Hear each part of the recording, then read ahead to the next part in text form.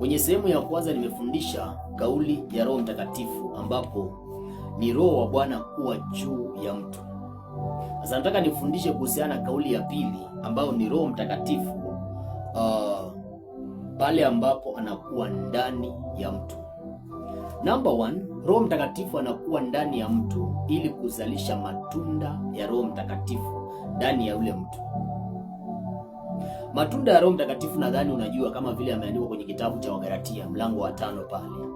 Sema matunda ya Roho Mtakatifu ni upendo, amani, utu wema, sijui nini, vitu mingi sana.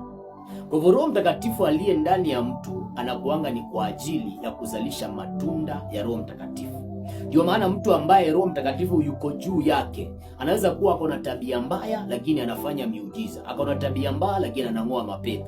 Tabia zake hazipendezi. Maana matunda ya Roho Mtakatifu huyo anamtengenezea mtu tabia.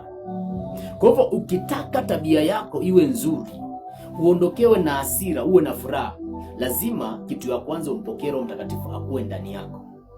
Ukitaka ukuwe na amani kwenye maisha yako, lazima Roho Mtakatifu awe ndani yako. Maana Roho Mtakatifu aliye ndani ya mtu anakuanga ni kwa ajili ya kuzalisha matunda ya Roho Mtakatifu. Sasa kwenye kile kitabu cha Waefeso mlango wa 4 na mstari wa 30, maandiko yanasema msimhuzunishe Roho Mtakatifu ambaye kwake yeye mlitiwa muhuri hata siku ya ukombozi. Roho Mtakatifu akiwa ndani ya mtu anakuanga ni kama mark ya kuonyesha kwamba huyu mtu ameokoka, huyu mtu ako katika upande wa Mungu, ako katika upande wa ufalme wa Mungu. Anakuanga Roho Mtakatifu akiwa ndani ya mtu inakuanga ni alama. Ndio maana Paulo anasema ya kwamba tangu sasa mtu asinihuzunishe, kwa maana ninachukua mwilini mwangu chapa zake Yesu Kristo. Alikuwa anaongelea kuhusiana na Roho Mtakatifu wa Bwana. Na kuna maandiko anasema ya kwamba mtu yeyote asiyekuwa na Roho Mtakatifu wa Bwana huyo sio wake. Kwa hivyo Mungu akitaka kujua kwamba yule ni mwanangu, huwa anaangalia Roho Mtakatifu aliye ndani ya mtu. Kuna watu ambao leo hii wameokoka lakini hawajapokea Roho Mtakatifu wa Bwana. Kuna qualification ambazo bado hauna. Wanaweza asifiwe sana. Wanasema kwamba wameokoka lakini hawana Roho Mtakatifu ndani yao. Hapo kuna kizungumkuti. Kwa hivyo Roho Mtakatifu akiwa ndani ya mtu anakuanga ni kuzalisha matunda ya Roho Mtakatifu, kumwekea mtu alama ya kwamba huyu ni mwana wa Mungu. Na number 3, huwa anakuanga anakaa kwenye nyumba yake. Kwenye kitabu cha Wakorinto wa kwanza mlango wa 6 na mstari wa 19, maandiko yanamuongelea Roho Mtakatifu kwamba miili yetu ni hekalu ya Roho Mtakatifu. Kwa hivyo ikitokea kwamba Roho Mtakatifu hajaingia kwenye nyumba yake akakaa ndani ya mwili wako, ujue kwamba kuna pepo chafu ambao zitakaa ndani yako.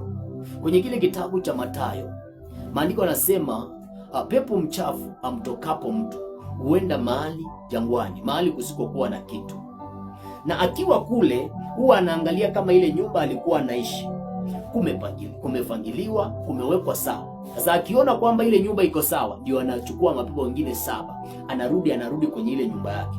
Kitu cha kwanza ni kwamba pepo akikuangalia wewe huwa anakuongelea kama nyumba, na katika nyumba kuna mahali pa kulala. Kwa hivyo kuna wakati pepo utaona amelala ndani yako. Katika nyumba kuna mahali ambapo ni mahali pa kutulia.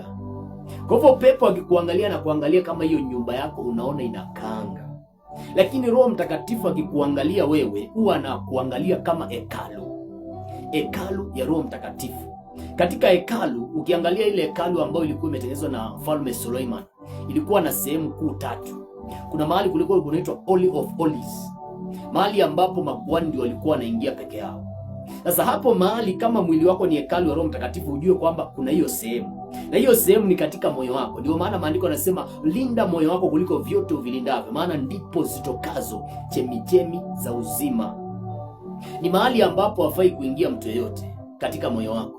Ndio maana katika Holy of Holies sio kila mtu alikuwa anaingia, kwa sababu mwili wako ni hekalu ya Roho Mtakatifu. Hiyo sehemu iko na sehemu zote ambazo umewahi kuzisoma kwenye Biblia. Bwana Yesu asifiwe sana. Sasa hiyo sehemu kama haijamilikiwa na Roho Mtakatifu, kwa maana mwili wako ni hekalu ya Roho Mtakatifu, ujue kwamba kuna pepo chafu ambayo imemiliki hiyo eneo. Na katika hekalu, ujue kwamba ukienda katika hekalu, mahekalu ya siku hizi ama makanisa ya siku hizi, utaona kwamba kuna mahali ambapo ni kwa kuongelea, mahali ambapo utapata speaker, utapata mic, uanze kuongea ukiwa pale, na ni sana sana katika madhabahu. Ndio maana utaona kwamba pepo akiingia ndani yako, utasikia kwamba anaongea ndani yako. Kwa nini anaongea? Kwa sababu ako ile eneo la kuongelea ndani yako.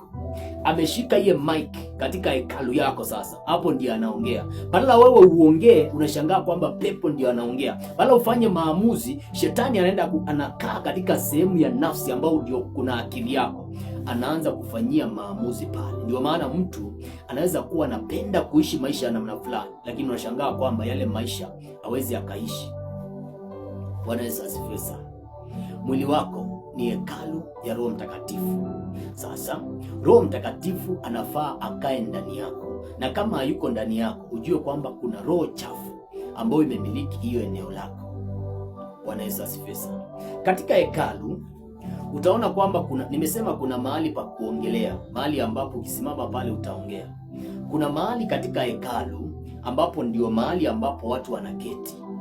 Sasa pepo, ujue kwamba kama Roho Mtakatifu hajamiliki yale maeneo katika hekalu yako, kama mwili wako kama hekalu ya Roho Mtakatifu, ujue kwamba kuna pepo ambao wamekaa pale, anasubiria apewe kazi ndani yako ya kukutia magonjwa, ya kukutia maumivu, ya kuvunja ndoa yako. Kuna pepo amepewa hiyo kazi, ametulia pale ili apewe hiyo kazi. Bwana Yesu asifiwe sana. Katika hekalu kuna sehemu tofauti. Kwa hivyo vile ambavyo unaonanga hekalu ina operate, kama pepo akiingia ndani ya mwili wako, kwa sababu mwili ni hekalu ya Roho Mtakatifu, ujue kwamba anangeuzanga management zinakuwa za kwake. Anangeuzanga mambo yote, anaanza kuyamiliki yeye mwenyewe. Program zote anazipanga, na ujue kwamba kazi ya shetani ni kuiba, kuharibu na mwishowe kuua. Kwa hivyo ataweka program za kuharibu vitu ndani ya hekalu. Kuna watu leo hii wameharibiwa macho yao ya kiroho kiasi kwamba hawezi kuona tena.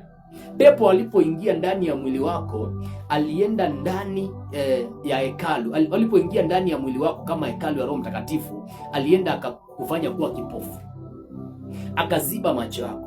Kuna watu wengine mili yao kama Roho Mtakatifu, pepo alipoingia ndani yako aliziba masikio yako. Ndio maana leo hii hauwezi ukasikia sauti ya Roho Mtakatifu anapozungumza.